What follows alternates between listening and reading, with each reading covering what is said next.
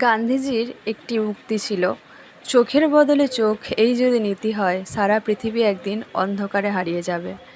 যদিও তার এই উক্তির পিছনে অন্য যুক্তি ছিল, কিন্তু আমার বলার কারণ হলো এই যে আমি এখানে এসেছি আমার এই পুচকি মেয়েটাকে নিয়ে। এটা হলো একটা চক্ষু চিকিৎসা কেন্দ্র, সারদা আই হসপিটাল।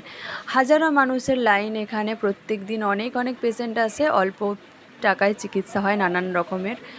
তো শুধুমাত্র চোখের চিকিৎসা। তো সবাই চোখের সমস্যায় ভুগছে, নানান রকমের, ছোট থেকে বড়। তো আমি এসেছি যে কারণে, সেটা হলো আমার এই পুচকি মেয়েটাকে ছোটোবেলা থেকে অজান্তেই ফোন দিয়ে অভ্যাস করেছি। করার কারণ একটাই, নানান রকম বাহানা, এটা দিলে এটা করব, ওটা দিলে ওটা করব। তো সেই জন্য খাওয়ানোর জন্যই বিশেষ করে ওকে দেওয়া।